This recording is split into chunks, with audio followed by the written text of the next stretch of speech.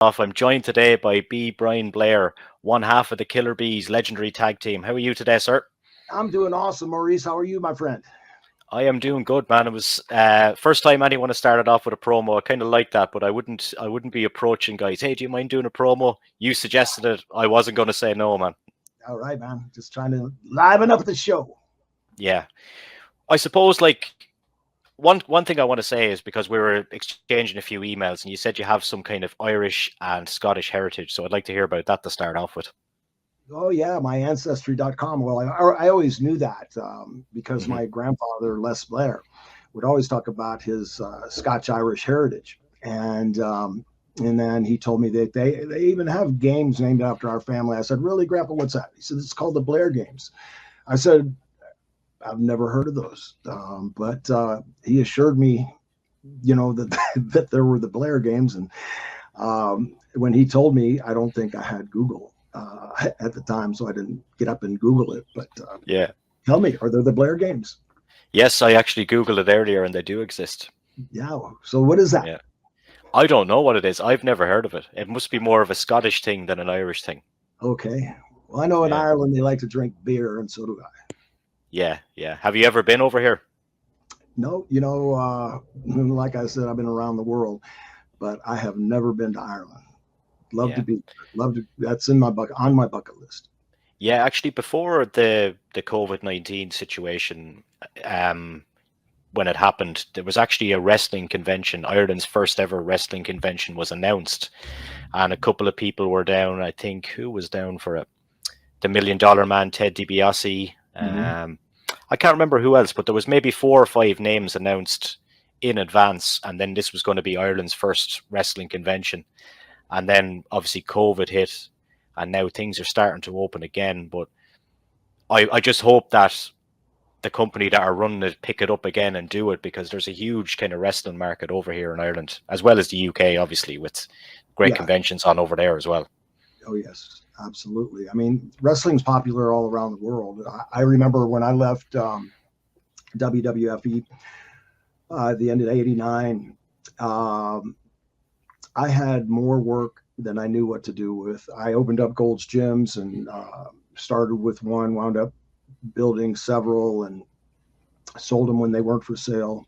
But I never stopped going to Japan. I never stopped going on the independent tours, which took me just all over, from India. And I mean, I wrestled in a place called Kota Kinabalu on the island of Sabah in Malaysia, off the Malaysian coast. And we had an unbelievable riot there. The Nasty Boys, Frenchie Morton. It was there was a lot of great Bam Bam Bigelow, a lot of wonderful talent on there, and they just hadn't seen that, and they weren't used to it. And all of a sudden, boom, the ring was just filled with people, and we're fighting our way. And all of a sudden, I feel myself fall backwards, and the Indian referee that was also the promoter pulled me backwards because I guess he was getting kicked or hit or something. So he tried to use me for a shield. I mean, it was crazy. But oh, we've been to some crazy places.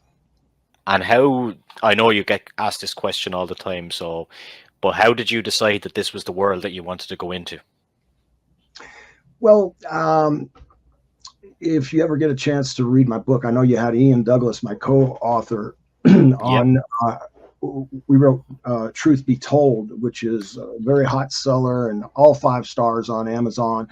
People actually really, really love it. There's talks now even doing a script off of for a actual real life story movie based off the book. So we'll find out more about that in about 3 weeks from now. Hmm. And leading into going into the wrestling world, we'll say before answer WWE. To answer your question, I was poor. Yeah. My parents are divorced. I was the oldest of 5 siblings. I was. We moved from Gary, Indiana, which is like the armpit of the United States, right next to Chicago. It's a steel city, very, very tough city. And we moved to Tampa when I was 11, and just My mom and dad, I don't know what happened, but I love my mom and dad both. My mom lives in my guest house. See my dad all the time. Wonderful, wonderful, wonderful man. Never heard him argue, but nevertheless, they were divorced when I was young, and so I was always thinking about I don't want to be poor, and so I watched. I started watching wrestling, WTOG Channel 44, Gordon Soley, So Long from the Sunshine State, Championship Wrestling from Florida, and just fell in. I was enamored with it, and so I figured if I became an athlete, that I could make money. And I wanted to get an education first because my dad always told me, get your education, son, no matter what you do, get your education.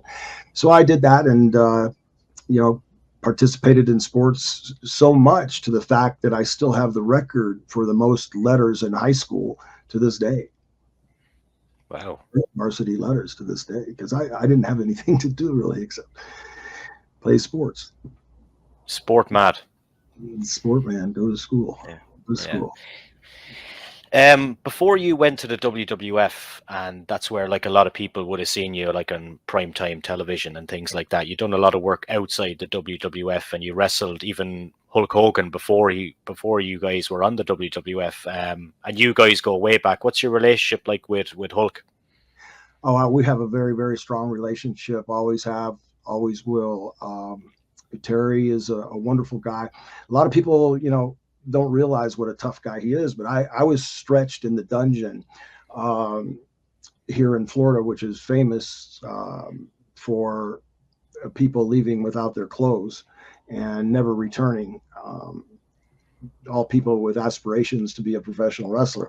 And I spent 3 summers of my life there. And Hulkster, Terry Bollea, came there. He was a rock and roll band, like a freak, wore these platform, big platform shoes. He was already 6'7" or whatever, and long blonde hair, beautiful suntan, great body. And so I'd sneak into the bar, and actually drinking age was 18.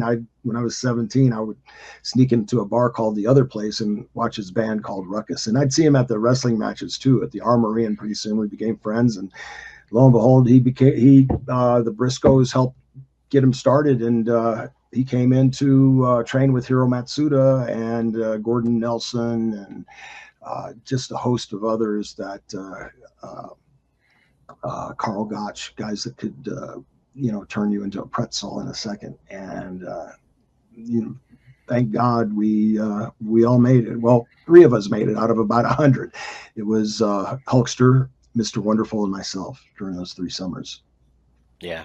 And obviously, like, he went on to have, like, I suppose with Steve Austin in the modern era, you'd say that the 2 of them are probably the most, I guess, famous wrestlers of all time, would you say? Oh, yeah. I mean, I love Steve, too. Steve's a great guy. He was we've been on tours in Japan together. Steve's a real deal. He's a super guy. He never stops. I mean, you were just at WrestleMania. Was just at Mania. And, if Steve likes you, he likes you. And if he doesn't like you, he'll certainly let you know. I've seen him say, I've heard him tell a few guys off, but he's a super, super good guy. He'll always give you the benefit of the doubt. Yeah. Just on Mania, when we mentioned Steve, what did you think of him going for that match at 57? Like he looks like he hasn't aged a day in those 19 years, really.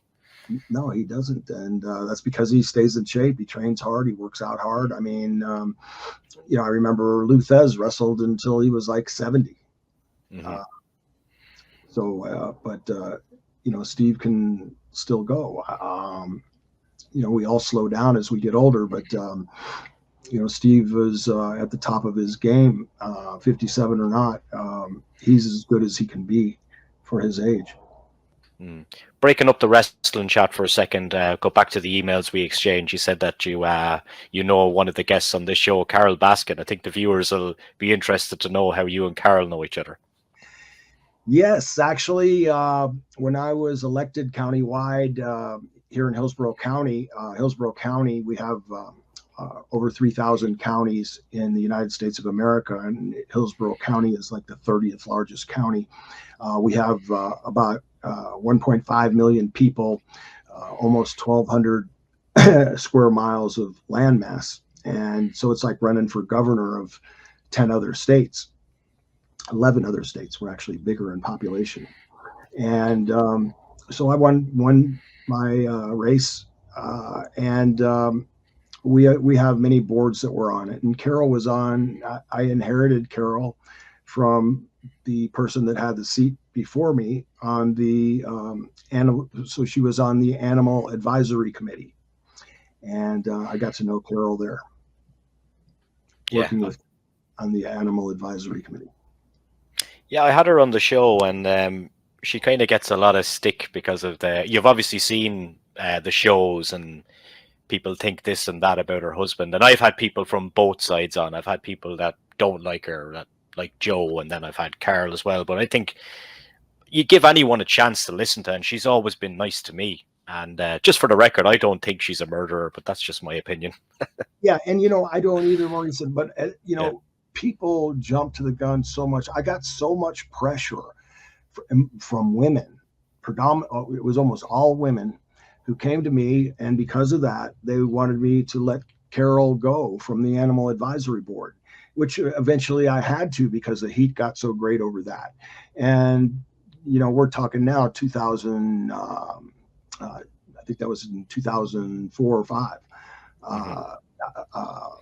So she, I never thought that she killed anybody, or it's just that she had there was such a conspiracy built there, and there was enough things to carry that conspiracy. But I would have thought that we have some great police here, some great investigators, and you would think that they would have found out. So, in our country, you're innocent until proven guilty. Yeah, absolutely. And from one big personality to another, I just want to know about your relationship with Vince McMahon I get along Jr. great.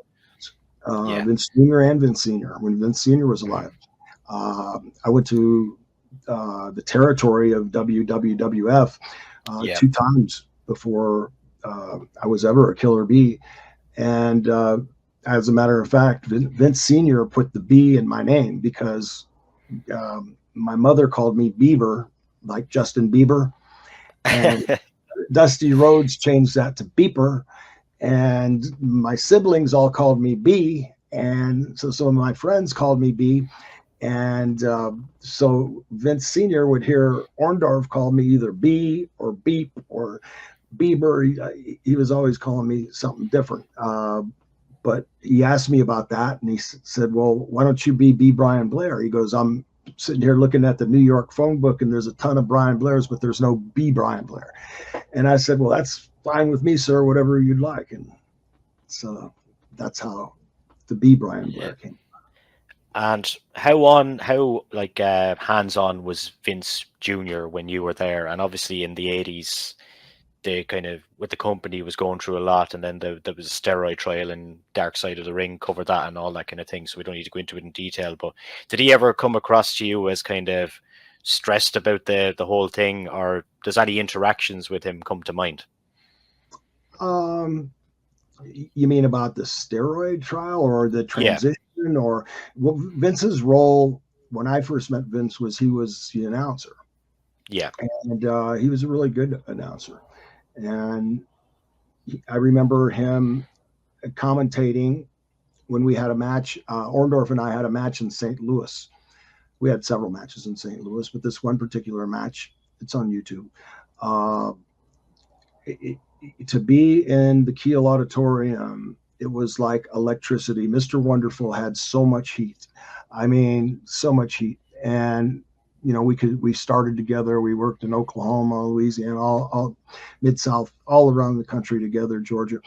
And so Paul and I had a lot of chemistry. And this particular night, it was from like the very after 1 minute for the entire match, just about, the people stood up. And Vince, I couldn't hear obviously what he was saying during his commentary, but Chief Jay Strongbow came up to Paul and I after the match, and we were really happy. We knew we had a good match. And he said, Caesar wants to see you in his office. And Yeah. of course, everywhere, Chief called him Caesar, but we went into his office not knowing what was up. And Vince isn't a touchy guy or anything, but he grabbed us both and he said, I want you guys to know that. And he put his right hand up. He goes, I've never witnessed a match that good in my life. And I just want to thank you for it. And that was the highest compliment, I believe, that I've ever had in my life, from considering it was coming from Vince McMahon Jr. Yeah. Was that one of your proudest moments in the business then? Definitely one of my proudest moments in the business. Yeah. What was a typical WWF locker room like in the 80s? Always fun. You know, when you had the British Bulldogs and Mr. Fuji, you had other guys like Outback Jack that they would pick on, and Matilda was there. Just the whole dressing room atmosphere was always ribs, and from you know, a lot of guys would chew the skull, and somebody killed a cockroach and put it in one of the guys' skull cans. And I remember it got passed around, and then Orndorff just took a dip and handed it to Ken Patera, and Ken Patera pulled that dip of skull out, and these little legs were moving. Oh God! I saw Jimmy Snuka just went.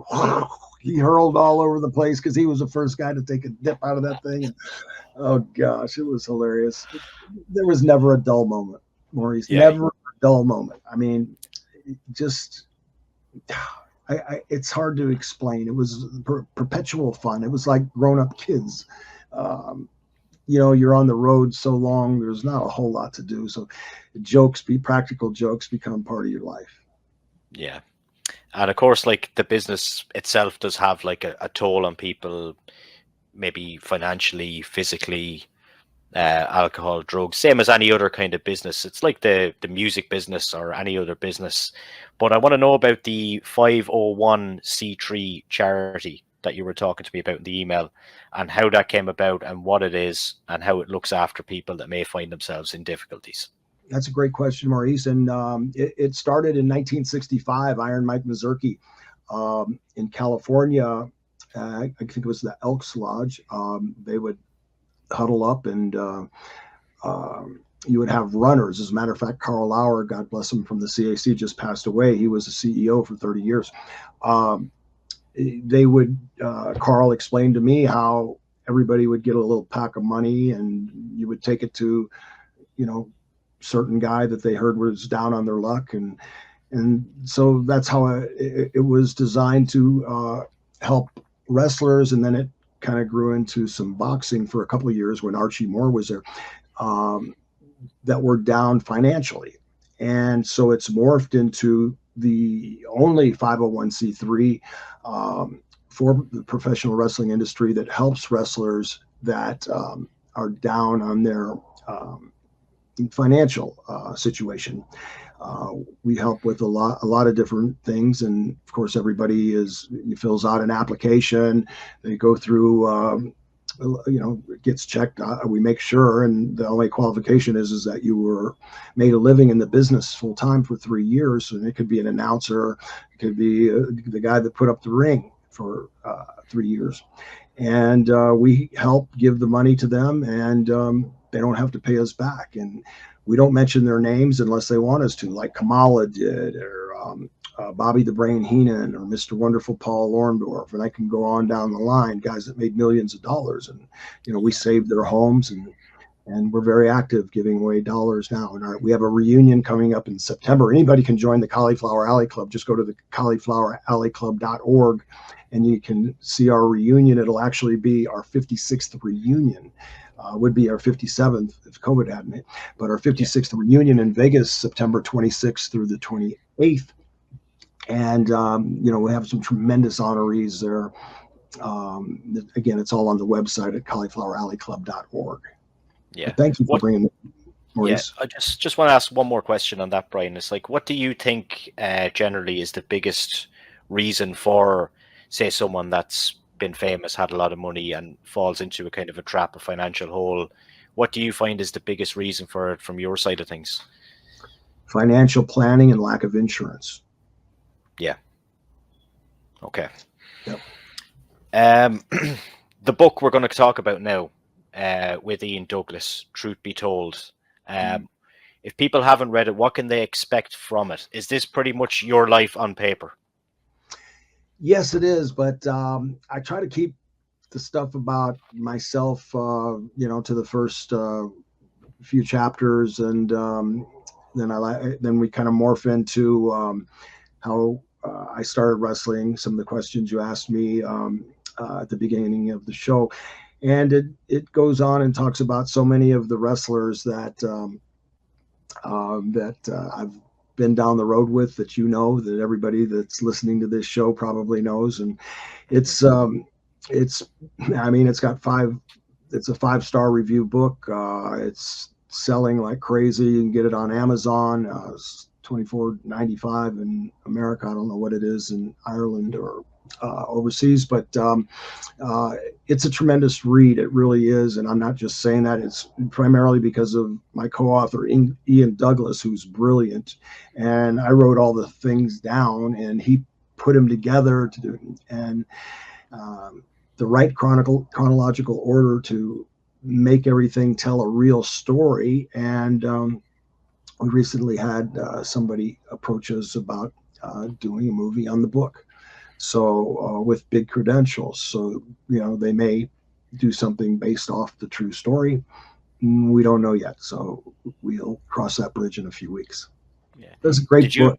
I encourage you to read it. I promise. I tell everybody that I talk to, if you don't like the book, I will personally give you double your money back.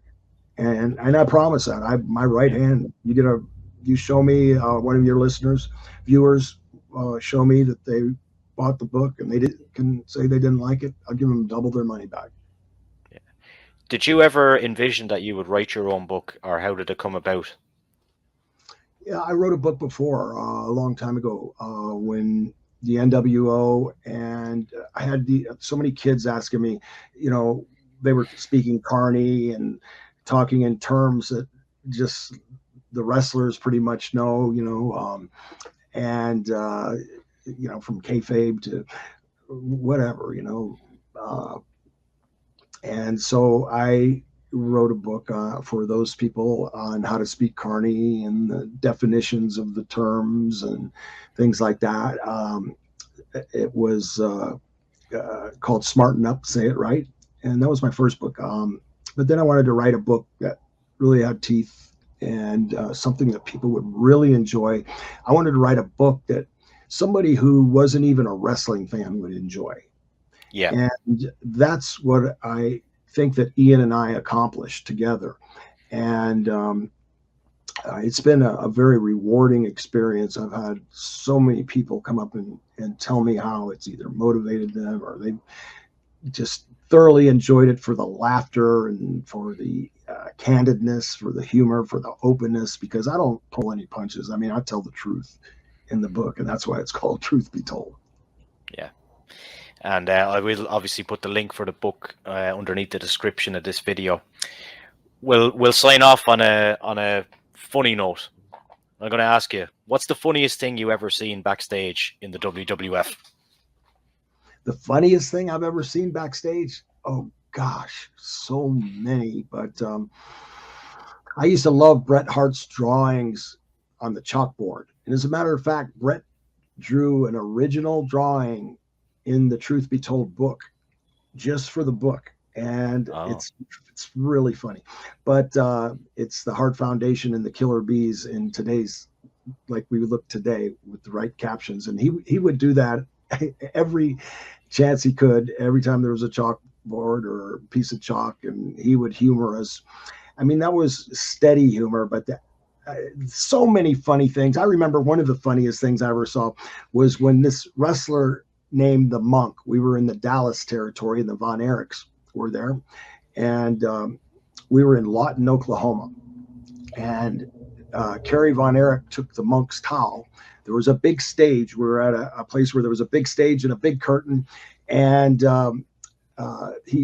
Carrie took the monk's towel and put it over one of those pipes at the top of the ceiling, and there was a ladder right there. So the monk is just off enough where he doesn't figure out what's going on. So Carrie and David are standing on the opposite ends of the big stage cords, so you can pull the curtain open for the show. Yeah. And the way they had it set up, though, the ring was down in the audience, so you just had that curtain there. And so anyway, the monk takes a shower, climbs up realizes his towel isn't there. So naturally, then he sees his towel up there. He looks around. There's nobody behind stage. So he's going up the ladder and takes a couple of steps, looks around, keeps going up the steps. Just about when he was ready to reach the towel, the Von Erichs pulled that curtain out. And I mean, there was standing room only in the place. It was packed. And when that curtain opened up, the monk, I mean, he had very, very pale skin, which is cool, but he was redder than a tomato. I've never seen anybody that red in my life, that embarrassed. And he's trying to get the Von Erichs to close the curtain, and they won't close the curtain, and the people are just absolutely dying. And I mean, I'm surprised we all didn't get fired for that night. Excellent. And look, Brian, really appreciate your time today.